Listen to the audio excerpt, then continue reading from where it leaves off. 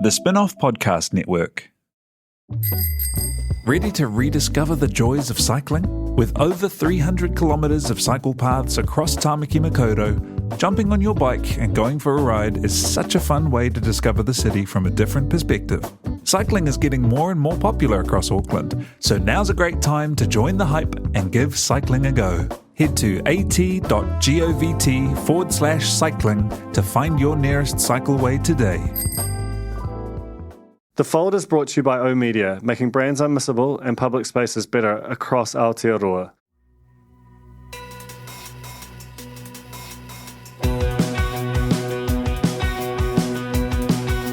Nau mai, hoki mai kia The Fold, e mihi nei ko Duncan Greive tōku ingoa.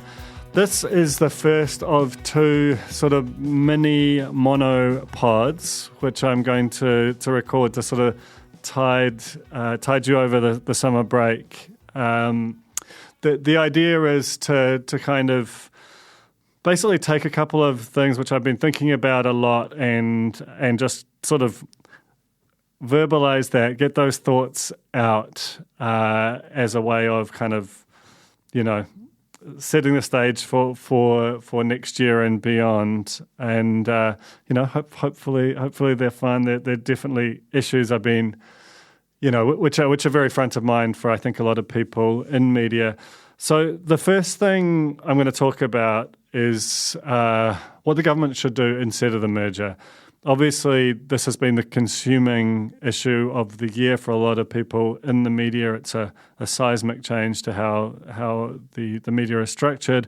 It's also something that over the past few weeks has started to look increasingly shaky. You've had both Broadcasting Minister Willie Jackson and Prime Minister Jacinda Ardern speak about it in quite equivocal terms. It's on the short list of policies which might be abandoned in favour of the things they really want to do, which might actually win them votes and give them a third term in government. And, the merger of TVNZ and RNZ into ANZ-PM and its bolstering with a big chunk of additional funding to go and meet those missing audiences, I think we should just take it as read that the current system whereby there is a lot of media made for a particular generation of New Zealanders and particular ethnicities are much more likely to be consumers of it, and there are whole chunks of New Zealanders that just don't get any public media made for them. But there is just a moral problem with that we as a country can't justify taxing everyone and using a proportion of that revenue to fund media that just fundamentally a third of the country, give or take, is just not interested in it at all. So if that's your problem, what is the best way to solve it? I think the media was a way to solve it. I'm not really here to kind of relitigate the rights and wrongs of it, but it does. If, as seems likely, it might fall over, what should replace it? Because I don't think that you can say we're just going to leave these things as they are. The Prime Minister misspoke when she said that RNZ might collapse, but it certainly is possible that RNZ's audience it's likely that its audience will further erode, and with it some of its mandate. TVNZ will have declining revenue. So again, what's the plan here?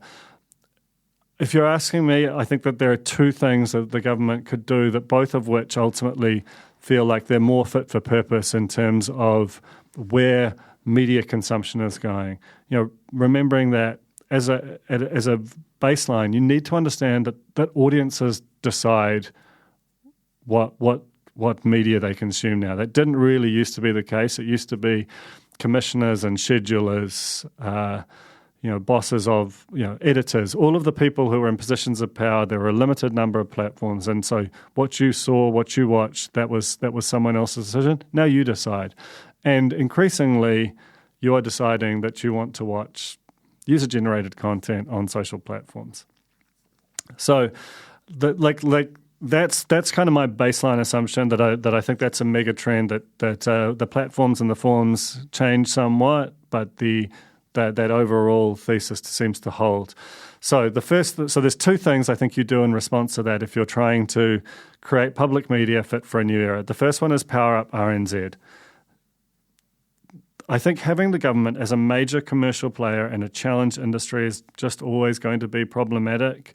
So I think that new structure whereby you gave $100 million to something that's still a commercial player, you're just naturally going to creep out and expand into taking more and more of the media market. And I think given the levels of distrust there are around media, rightly or wrongly, those things exist and they're not going to go away. If you have that as a commercial player within the market, I think that TVNZ competing on its own terms against all of the other challenged media companies, that's absolutely fine. But having a big subsidy as part of that, I think that there are people who could quite reasonably have issues with that. So, why RNZ? I think because it's non-commercial. I think that really matters, especially because when you go into all of these, I think you should operate from the assumption that public media content needs to go where the people are and needs to be very disciplined about how it operates in those areas. But where the people are right now is on platforms where monetization is difficult to impossible. It's really good to be the pipe. So if you're TikTok, if you're YouTube, if you're any of the meta companies, as much as they've had a challenging year, they're still wildly profitable by any normal business standards. But the people who work on them, some of them do really well. Mr. Beast's got like a $1.5 million business, but not many Mr. Beasts in the world. But I think there is a lot of attention there. And in a place where there's a lot of attention, not a lot of ability to monetize, that's a really good area for public media to fill the hole. On one level, if you were to critique that idea that RNZ should be the place of it, what you could do is point to its track record on youth engagement and say, why would you choose a place that has maybe the oldest audience in the country and say, go meet young people, go meet diverse audiences. But I think that's just a little unfair in some respects. The government has given it no ongoing funding to reach this audience that has failed to. And when it actually tried to do a profound change, when it wanted to convert RNZ Concert into the centre of a more youth-focused brand, some people got mad about it and the government immediately caved. So, they aren't operating like a normal entity where they can make decisions. The public pressure that is brought to bear on them to keep things exactly on as they are is too powerful. So I think it just fundamentally makes sense for an organisation that explicitly doesn't care about money to be given the mandate to go and do public media stuff where the people are. The only caveat with that, I think this is super important, is that you have to be extremely data-driven and you have to try and create a sort of a broad swathe of content that all audiences and political groups, that they feel seen by. No single piece of content, no creator, no program is going to serve everyone. That's the old era. But if in the aggregate, people from the right and the left, Māori, Pacific peoples, disabled peoples, all of these audiences who just don't really feel like they get a fair shake, if there is something that's for them, insofar as that's possible, and it's not easy, and you measure that, and you're very, very focused on the measuring of it, and you're very responsive to changing times, that just feels like a thing that a significantly bolstered RNZ, an RNZ with probably an extra 20, 30 mil a year should do. So that's part one. The second one is New Zealand On Air. Now, as of today, New Zealand On Air is staring down a 60% budget reduction that the funding which had been allocated to ANZ PM. That means that they really, they've had to radically reimagine what they're going to be in the new era. What they've imagined is actually a really good template for how to operate. In fact, just fundamentally, the New Zealand On Air model, where with contestable funding to achieve public media outcomes with a sort of a platform agnostic basis. Its legislation needs updating, but that's that's kind of relatively arcane in the context of this discussion. Lol. But fundamentally, that's a great that system works. That intellectually that makes sense as a logical way to interact with a very fast-paced and changing in media environment. So what you could do is, basically probably return the money to the contestable pot that used to go to TVNZ, briefly has gone back to it through RNZ-PM. Look, this is all, again, like kind of too in the weeds. Basically just increase New Zealand On Air's budget to somewhere around $120 million from the sort of 60, 70 odd million that it would have post RNZ-PM. But when you do that, you have to say that you really can't be held hostage by the production sector. We aren't just here just making shows. Like, some people like shows. I like shows. We also have a production company that makes shows. That's all good. That should continue. But the big thing that New Zealand On Air doesn't particularly well interact with right now is the creator economy with user-generated content. It does a little bit through music, and it has these sort of pilot programs run with YouTube and TikTok, and some comedians have been able to dial things up on their own. I think that to me, that is the big missing piece. That is just audience behavior has revealed that they like user-generated content, and a lot of people are more attracted to the idea of consuming content created by individuals than by institutions. As an old world dude, as a product of that, I'm sad. My sadness should not be sufficient to prevent a nationally important institution like New Zealand On Air moving into the space with all its complexities. You're going to need to put in place guardrails. You can't be, a lot of this, all of these platforms operate in this completely non-legislated kind of, it's a crazy town in there. You see people just saying stuff that's completely wrong, like all the time. It's complicated. OnlyFans is a creator economy platform. Does this mean New Zealand On Air is suddenly like sex workers with an OnlyFans platform are eligible for New Zealand On Air funding? Maybe they should be. That's probably going to be a political hard sell. You're just going to have to create a set of guardrails around them and probably some actual institutional infrastructure that they can interact with, just to sort of make sure that what is being created for these platforms is both dynamic and creative and meets the demands of the audience and is just not highly prescriptive the way I think a lot of government's interactions with culture and editorial have tended to be. You sort of do that in post. You don't do that ahead of time, to me. So you create guardrails around them. You make sure that there are things that that what they're saying is true, if that's the intention, but really you just sort of let a creator have at it if they can prove that they have a significant New Zealand audience. This is all really complicated. Like, to be clear, to get funded by New Zealand On Air, if you're a creator, you'll need to have established a particular level of audience.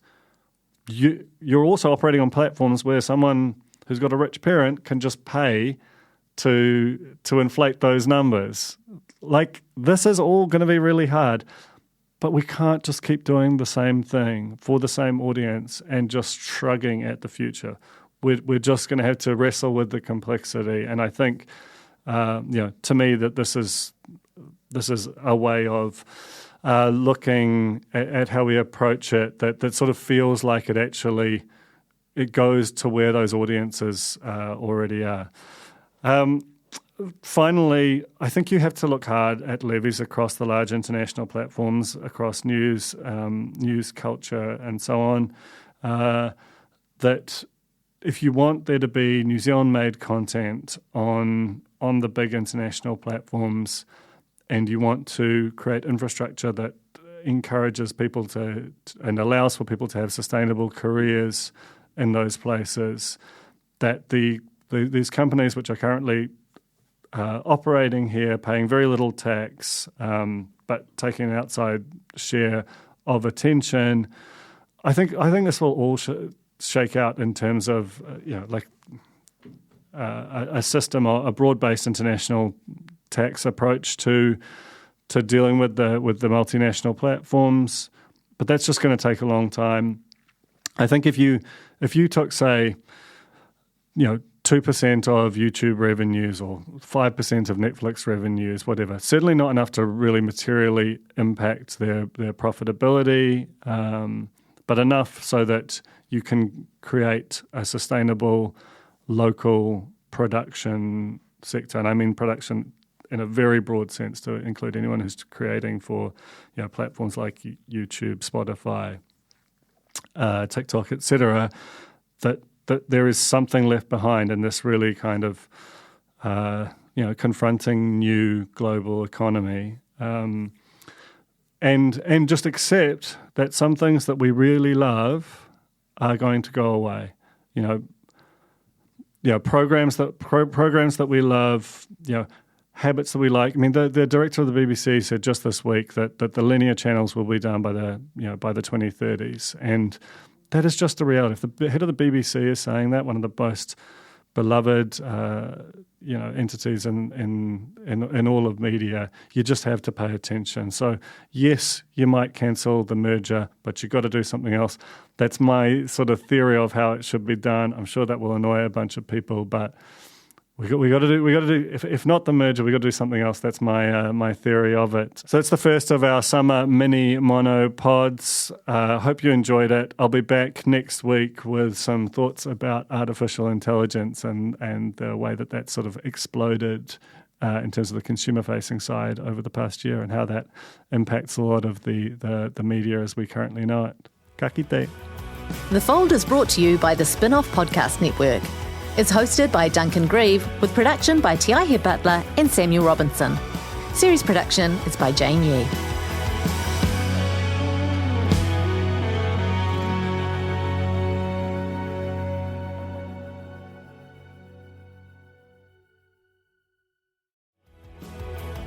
That was The Fold, brought to you by our partners at oOh!media, making brands unmissable and public spaces better across Aotearoa. Huge thanks to oOh!media for sponsoring this episode of The Fold and enabling us to make unmissable connections with Kiwis.